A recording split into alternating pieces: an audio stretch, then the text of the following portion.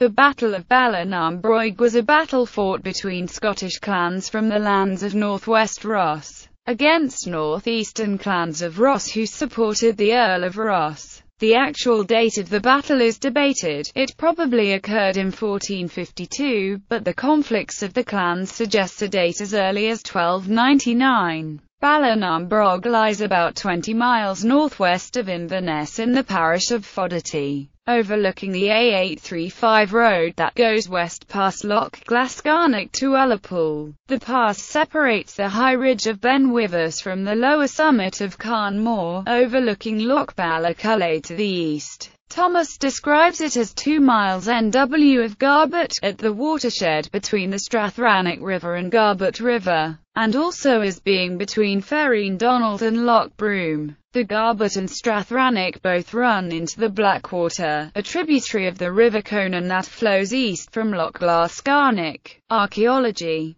A perfect specimen of an arrowhead was found near the battlefield in 1913. Accounts of the battle. Sir Robert Gordon. The earliest account of the Battle of Beallighne-Broig was written by Sir Robert Gordon in his book History of the Earldom of Sutherland. A rising took place against the Earl of Ross by Highlanders living in the mountains, consisting of the Clan Dewar, Clan Talvai, and Clan Leiwa. The Earl Ross responded by capturing the leader of the insurrection and imprisoned him at Dingwall Castle. Incensed, the revolting clans seized the Earl of Ross's second son at Balnagown, to aid in the release of their leader, and carried him with them. The Munros and Dingwalls in response pursued and overtook the rising clans at Beallighne-Broig. A bitter battle ensued, fueled by old feuds and animosities. In the end the MacIvors, Macaulays and Macleish were almost utterly extinguished and slain, and the Munros and Dingwalls won a hollow victory. Though the Earl's son had been rescued, they had lost a great number of men.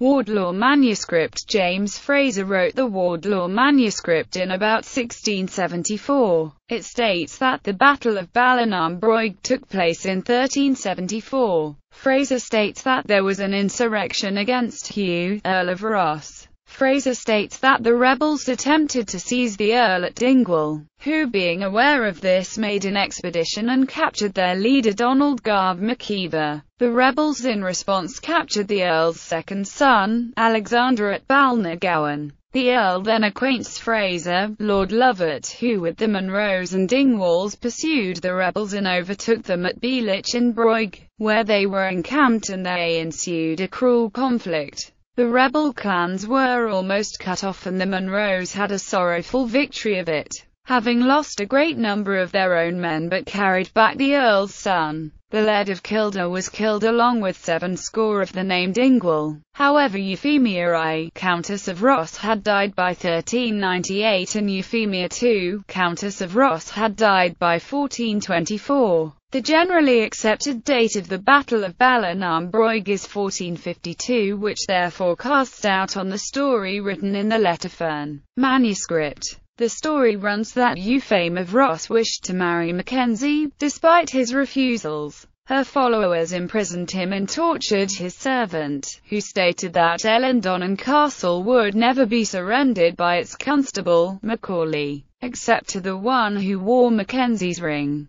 The ring was then taken from Mackenzie, and used to deceive Macaulay into handing over the castle as a pledge that Mackenzie would not break his alleged engagement to the Countess. When Macaulay learned that he was tricked, snuck into Dingwall Castle, and communicated with Mackenzie, who devised a plan to kidnap the Countess, her uncle. When the deed was carried out, Macaulay was then pursued by Munros and Dingwalls. When Macaulay and his followers were about to be overtaken, he sent his prisoner and 2 men to continue while he stood to defend a pass. The pass, the story says, has since then been known as the Pass of the Brogue, because the pursuers were forced to cover the chests with their brogues to defend themselves against the arrows of the defenders. When Macaulay's arrows had run out, he was forced to quit the pass and retreat towards Kintail. Along the way he surprised a party of Rosses who were carrying provisions to Ellandonan Castle. Macaulay and his followers then arrived at the castle, passing as the Rosses with provisions, and retook the castle. Macaulay prepared for a long siege and sent word that he would hang his prisoner, the Laird of Beallighne-Broig, unless his master, Mackenzie,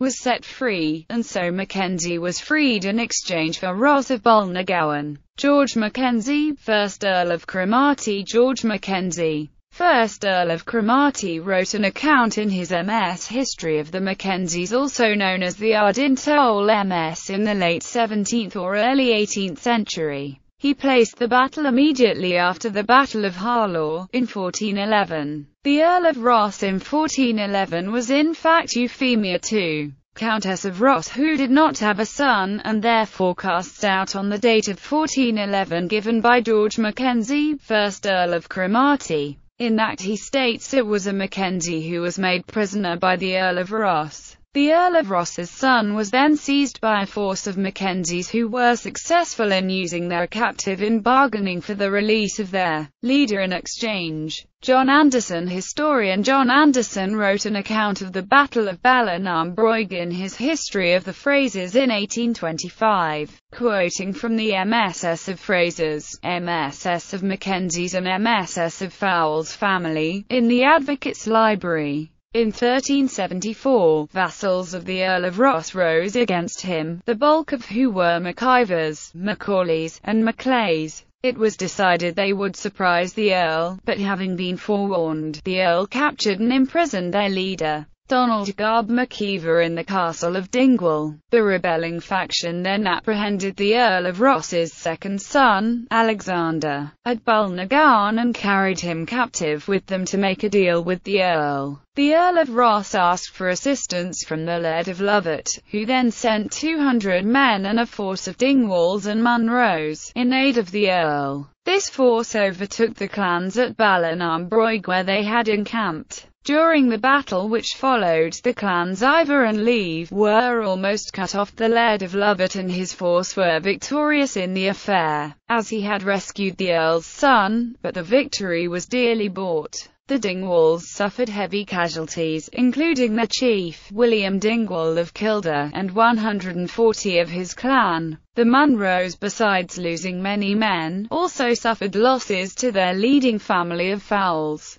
The Munros of Fowles lost 11 members who were to succeed one another, and after the battle the succession of the house fell to an infant. It should be noted that the Earl of Ross in 1374 was Euphemia I, Countess of Ross, who did have a son named Alexander. However, this Alexander was her eldest son, not her second son, and the generally accepted date of the battle is 1452 and not 1374. Alexander Mackenzie maintained the battle was fought in 1452, citing a manuscript which backed up his theory. If the battle was fought in 1452, then the Earl of Ross at the time was John MacDonald of Islay. The battle was instigated by Donald Garb MacIvor and vassals of their chief Mackenzie of Kintail, who attempted to seize the Earl of Ross. After MacIvor's plot was discovered, he was imprisoned in Dingwall Castle by followers of the Earl of Ross. Mackenzie's followers from Kenlochu, consisting of MacIvors, MacLennans, Macaulays, and Macleish, freed him and then seized Alexander Ross of Beallighne, who was a relative of the Earl of Ross. The Earl of Ross then asked for assistance from the Lord Lovat, who was His Majesty's lieutenant in the north. Lovat sent 200 men who joined Ross's vassals, including the Munros of Fowles, and the Dingwalls of Kildare. This force then overtook the clans from Kenlochu, at Beallighne-Broig.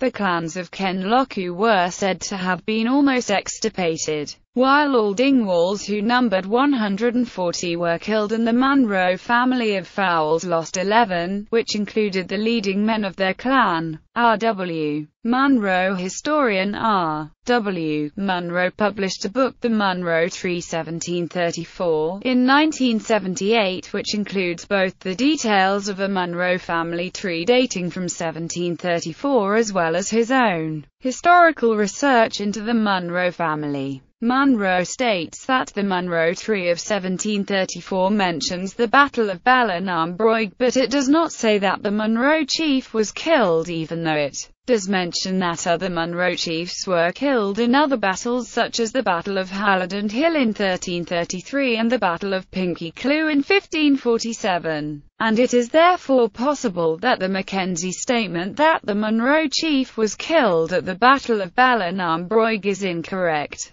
There is also no mention on the Munro Tree of 1734 of the 11 Munros stated by earlier accounts to have been killed in the battle, who were supposed to succeed each other as chief of the clan. However, R.W. Munro does state that it is recorded that George Munro of Fowles was dead by 1453, just a year after the battle. A mythical account of the name Pass of the Brogue. A mythical account of the Battle of Beallighne-Broig gives light as to the origin of its name. At a great battle between the Mackenzies and Dingwalls, where the Dingwalls were defeated by the vastly smaller force of Mackenzies who had the aid of a little Bodic. Before the battle, the old man came to the Mackenzies and promised to help them. He told the Mackenzies to put the left brogue on the right foot and the right brogue on the left foot. And because of this, the Mackenzies were able to kill all the Dingwalls.